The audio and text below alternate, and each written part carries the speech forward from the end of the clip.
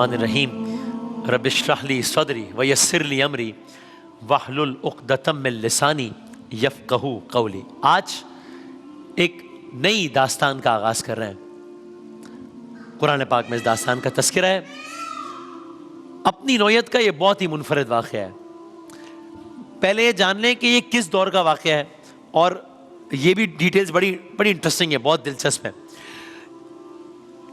دور کون سا؟ یہ دور وہ ہے کہ اللہ کے نبی حضرت موسیٰ علیہ السلام اپنی قوم بنی اسرائیل، اپنی قوم بنی اسرائیل کو وہ مصر سے نکال کر یا مصر سے آزادی دلا کر ارض مقدس کی طرف جا رہے ہیں۔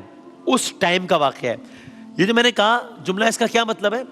یعنی کیا بھائی، مصر میں رہتے تھے موسیٰ علیہ السلام، وہاں قوم تھی بنی اسرائیل، وہ فرعون والا سارا واقعہ ہوا، یہ سب وہاں سے نکلے۔ اب فرعون اپنی فوج کے ہمراہ ان کے پیچھے پیچھے آیا، موسیٰ علیہ السلام ان کی قوم نکل گئے، فرعون اور اس کی فوج اسی پانی میں غرق ہو گئی۔ تو یعنی اب غرق فرعون بھی ہو گیا ہے، ترک مصر بھی ہو گیا ہے، یہ دونوں کام ہو گئے۔ اب ان کی اگلی منزل تھی فلسطین، اللہ تعالیٰ کے حکم سے کہ اب یہاں سے فلسطین جانا ہے، ارض مقدس جانا ہے۔ یہ مصر سے نکلے بیت المقدس جا رہے ہیں۔ یہ اٹسیلف بڑا دلچسپ واقعہ ہے۔ مصر سے نکلے بیت المقدس جا رہے ہیں۔ اب موسیٰ علیہ السلام نے اپنی قوم کو یہ حکم دیا ہے کہ کافر قوموں سے مقابلہ کرنا ہوگا اور بیت المقدس کی سرزمین سے انہیں نکالنا ہوگا، جس کے بارے میں اللہ تعالیٰ نے وعدہ کیا تھا کہ یہ سرزمین تمہیں ملے گی، بنی اسرائیل کو۔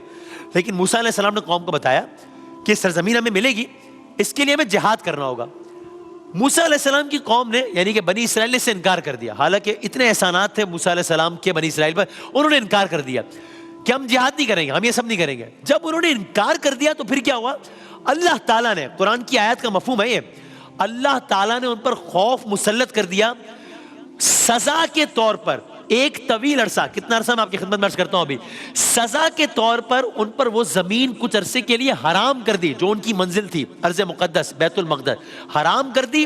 اور یہ پوری کی پوری قوم، آپ اندازہ کیجئے ایک لشکر ہو وہ کہیں بھٹک جائے اور کافی دنوں تک بھٹکتا رہے، تو یہ ایک پریشان کن صورتحال ہے نا۔ ایک لشکر ہو وہ بھٹک جائے، وہ ایک سال تک بھٹکتا رہے، یہ اور پریشان کن ہے۔ ایک پورا گروہ ہو وہ بھٹک جائے، یہ اور پریشان کن ہے۔ یہاں آپ سوچئے ایک پوری قوم ہے، یعنی پتہ نہیں کتنے لوگ ہوں گے، لاکھوں ہوں گے، پوری قوم ہے، اور سزا کے طور پر وہ بھٹکتی رہی ہے میدان یا میدانوں میں۔ کتنے عرصے تک؟ 1 سال نہیں، 2 سال نہیں، 5 سال نہیں، 10 سال نہیں، 20 سال نہیں، 40 سالوں تک، 40 سالوں تک قوم بھٹکتی رہی، وہاں نہیں پہنچ پائی، چونکہ سزا کے طور پہ اللہ تعالیٰ نے وہ زمین حرام کر دی۔ یعنی 40 سالوں تک یہ لوگ چلتے رہے، سفر کرتے رہے، ادھر ادھر آتے جاتے رہے، یہاں تک کہ اس عالم میں ان کے 40 سال گزر رہے۔ خیر، لیکن واقعہ یہ نہیں ہے، یہ تو ایک اور واقعہ آ گیا۔ بتانا مقصد یہ تھا کہ یہ والا ٹائم پیریڈ چل رہا ہے جب یہ واقعہ جنم لے رہا ہے کہ موسیٰ علیہ السلام کی قوم مصر سے نکلی ہے، فلسطین جا رہی ہے، راستے میں ہے، وہ 40 سال چل رہے ہیں ابھی، ٹھیک۔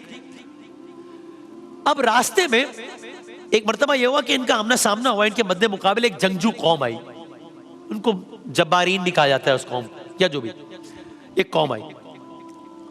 اب وہ جو اس قوم کا بادشاہ تھا وہ ڈر گیا۔ یہ اتنے بڑے جاہو جلال، اتنے بڑے لشکر کو دیکھ کے، اللہ کے نبی کو دیکھ کے، موسیٰ علیہ السلام کو دیکھ کے وہ ڈر گیا۔ کہ کیا ڈر گیا؟ اس نے دیکھا موسیٰ علیہ السلام میں اللہ کے نبی ہیں، یہ نہ ہو کہ موسیٰ علیہ السلام اللہ کی مدد سے، اس لشکر کی مدد سے میری سلطنت کو ختم کر دیں، میری سلطنت نہ تباہ ہو جائے۔ یعنی وہ موسیٰ علیہ السلام جن کی لاٹھی نے سمندر کو 2 حصوں میں تقسیم کر دیا، وہ موسیٰ علیہ السلام جنہوں نے وقت کے سب سے طاقتور بادشاہ فرعون کو غرق آب کر دیا، وہ موسیٰ علیہ السلام جنہوں نے اس وقت کی بڑی فوج فرعون کو لمحوں میں غرق آب کر دیا بحکم خدا، وہ موسیٰ علیہ السلام جو کلیم اللہ ہے، وہ موسیٰ علیہ السلام جو اللہ تعالیٰ سے کلام کرتے ہیں، وہ موسیٰ علیہ السلام جن کے 9 معجزوں نے پورا مصر تباہ کر دیا تھا۔ اور یہ باتیں دنیا میں پھیل چکی تھی کہ بھائی یہ اللہ کا ایک بندہ ہے، اللہ کا نبی ہے، جو کہ جس نے یہ سب کیا ہے۔ تو سب پر موسیٰ علیہ السلام اور ان کی قوم کی دھاک بیٹھی ہوئی تھی۔ اب یہ بادشاہ ڈر گیا کہ کہیں ایسا نہ ہو کہ میری سلطنت تباہ ہو جائے۔ بادشاہ کو لگا اس کا سب کچھ ایٹ سٹیک آ گیا ہے، سب چلا جائے گا، ڈر گیا۔ اگلا کام کیا کیا بادشاہ نے؟ بادشاہ بھی پریشان ہوا، اس کے وزراء بھی پریشان ہوئے، اس کے امراء بھی پریشان ہوئے، اس کی عوام بھی پریشان ہوئی کہ کریں کیا۔ اور اس چیز نے ان کو اتنا پریشان کیا کہ انہوں نے مقابلے کے لیے باقاعدہ افواج تیار کر لی کہ یہ تو مقابلہ مطلب اب تو کچھ مطلب ڈو اور ڈائی والی بات آ گئی. اب تو فوج روانہ کر دی, فوج تیار کر لی. لیکن بادشاہ تھا بہت پریشان, چونکہ جانتا تو تھا, یعنی بادشاہ جانتا تھا کہ بھائی یہ تو وہ موسیٰ علیہ السلام ہے جنہوں نے کیا کیا نہیں کیا, جو کہ میں نے بھی عرض کیا. تو پھر میں اپنی سلطنت کے باوجود بھی اتنا طاقتور تو نہیں ہوں نا, میں سب ختم ہو جائے گا. اب بادشاہ کو ایک چیز یاد آئی. کیا؟ بادشاہ کو یہ یاد آیا کہ اگر موسیٰ علیہ السلام اللہ کے نبی ہیں, جو کہ ہیں, تو بھئی ہمارے پاس بھی تو اللہ کا ایک محبوب بندہ ہے. کیا مطلب؟ ہاں, بادشاہ نے کہا میری مملکت میں بھی تو اللہ کا ایک ایسا محبوب بندہ ہے جس کی دعا اللہ تعالیٰ کبھی رد نہیں کرتا, مجیب دعوات ہے, اس کی دعائیں قبول ہوتی ہیں. قرآن مجید میں اس شخص کے بارے میں آیا ہے جس کا خلاصہ اس طرح ہے کہ ہم نے شخص کو اپنی آیات دی, اپنی آیات دکھائی, جس کے بارے میں بادشاہ بات کر رہا ہے. یعنی بادشاہ غلط نہیں سوچ رہا, جو بادشاہ یہ سوچ رہا ہے کہ ہمارے پاس بھی ایک بڑا اللہ والا ہے, وہ ٹھیک سوچ رہا ہے. ایسا تھا ایکچولی. اندھا کیا چاہے دو آنکھیں. بادشاہ نے فوج کی تیاری تو رکھی ایک طرف, گیا اس شخص کے پاس, چونکہ اس کی دعا کبھی رد نہیں ہوتی. اب بادشاہ ہے, اس کے حواری ہیں, اس کے امراء ہیں, اس کے وزراء ہیں, اس اللہ والے کے پاس پہنچے ہیں. کہا ہے دیکھو ایک بہت ہی سنگین مسئلہ درپیش آ گیا ہے. اچھا, اس شخص کا معاملہ یہ, یعنی آپ سوچیں نا کہ وہ دعا کرتا تھا, دعا قبول نہ, ایسا ہوتا نہیں تھا. اب سوچیں خواہشات اور مسائل لوگوں کے ہوں اور حل اس آدمی کی دعاؤں کے نتیجے میں ہو رہا ہو, تو معاشرے میں اس شخص کا کیا مقام ہوگا. یعنی محفلوں میں صدارتی کرسی اس کے حصے میں آتی ہوگی, ہر آدمی چاپلوسی کے حد تک اس کے آگے پیچھے پھرتا ہوگا کہ بھئی بندوں اور اللہ کے درمیان یہی تو واسطہ ہے. خواہشات جو ہیں وہ اور مسائل جو ہیں وہ غریبوں کے نہیں ہوتے, وہ تو امیروں کے بھی ہوتے ہیں, امیروں کے نہیں ہوتے, بادشاہوں کے بھی ہوتے ہیں. تو امیر غریب فقیر سب کا فیورٹ تھا یہ شخص, کہ اس کے در پہ جو آ گیا, اس نے جس کے لیے ہاتھ اٹھا لیا اس کا بیڑا پار ہے. تو بادشاہ نے بھی اس کے پاس جانا مناسب سمجھا. اس کا نام کیا تھا؟ اس اللہ والے کو کہتے ہیں بلعم بعور, اگر یہ نام یاد رکھ سکے, بلعم بعور اس کا نام ہے.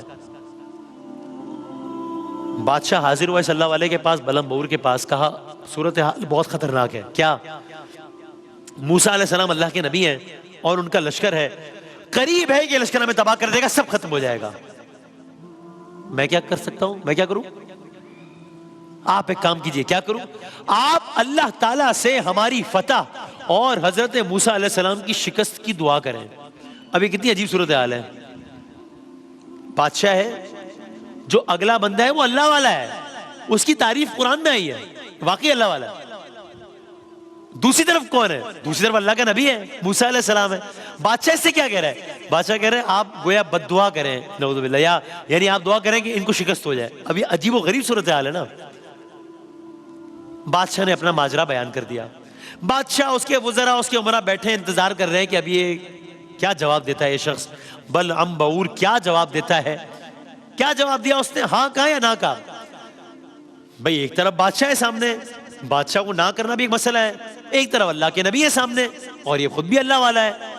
تو اس کا رسپونس کیا تھا, سب جاننے میں انٹرسٹڈ ہوں گے. عرض کرتے ہیں بلعم بعور پر, اس اللہ والے پر یہ بات بجلی کی طرح گری, اس لیے کہ وہ اچھی طرح جانتا تھا کہ موسیٰ علیہ السلام اللہ کے رسول ہیں.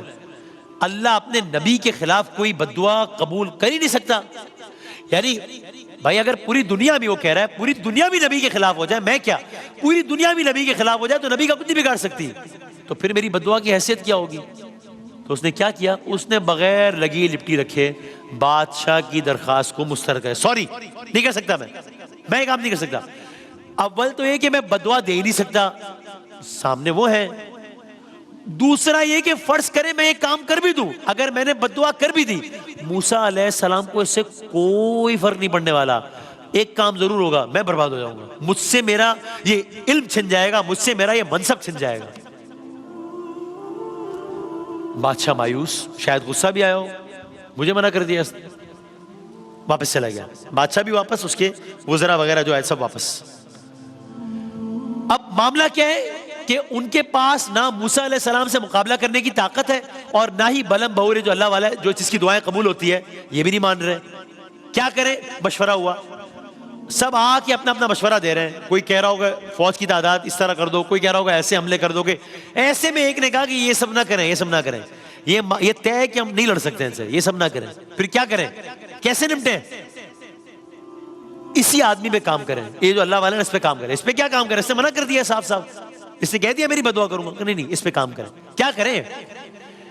ایسا کریں, مشورہ دے رہا ہے ایک شخص, ایسا کریں کہ اب آپ نے نا اس اللہ والے سے یہ مطالبہ نہیں کرنا کہ تم موسیٰ علیہ السلام کے خلاف بد دعا کرو, یہ مطالبہ نہیں کرنا. تو جب یہ مطالبہ تو کیا تھا تب بھی اس نے منع کر دیا تھا, اور جب مطالبہ ہی نہیں کریں گے تو مسئلہ کیسے حل ہوگا؟ نہیں, سنیں میں پوری ترکیب بتاتا ہوں کیا کرنا. اس اللہ والے سے کوئی مطالبہ نہ کریں. پھر کیا کریں؟ اس اللہ والے کو نا آپ دنیا کا مال, متاع, عیش, عشرت, آرام, دنیا کی جو فیسلٹی, جو لگژری, جو سوچ سکتے ہیں نا, وہ اس کو آہستہ آہستہ فراہم کریں. اس کو نوازیں, اتنا نوازیں کہ اس کو وہ اتنا مل جائے کہ اب اس کے ڈر میں, اس کے دل میں نا اس سب کے چھن جانے کا خوف پیدا ہو جائے کہ یہ سب مجھ سے چھن نہ جائے. اچھا, اسٹریٹجی پر عمل درآمد شروع ہوا. بلعم بور پر نوازشات کی بارشیں ہونے لگی. یعنی میں آج کل کی زبان میں کہوں تو مال, دولت, پیسہ, گاڑی, جہاز, جو سوچ سکتے ہیں, اور اب جو اس زمانے کا ایسٹ تھا وہ آپ سوچ لیں. بلعم بور اس کو قبول کر رہا ہے, اللہ کی رحمت سمجھ کے قبول کر رہا ہو شاید. جب قبول کرنے لگا انہیں استعمال کرنے لگا, جب استعمال کرنے لگا اس کا عادی ہونے لگا. قوم کی چاپلوسی سے, اس اسٹریٹجی سے, مال اور دولت کی فراوانی سے بلعم بور خوب مستفید ہو گیا. اگر ہم آگے بڑھیں, اب جب بلعم بور کے لائف سٹائل میں ساری کی ساری چیزیں آ گئی, اب یہ ہوا کہ یہ سب کرنے کے بعد ایک بار پھر بادشاہ آیا اسی شخص کے پاس, یہی فریاد لے کر کہ موسیٰ علیہ السلام کے خلاف بدعا کرنی ہے.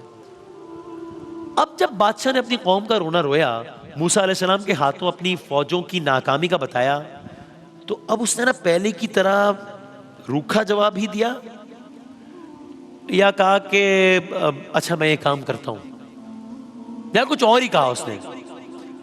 میں یہ عرض کر دیتا ہوں کہ اس نے نہ یہ کہا کہ ٹھیک ہے میں اب بدعا کر دیتا ہوں, یہ نہیں کہا. نہ یہ کہا پہلے کی طرح کہ سوری میں یہ کام نہیں کر سکتا. کچھ الگ ہی بات کی, عجیب بات کی. کیا کہا؟ کل عرض کریں گے انشاءاللہ.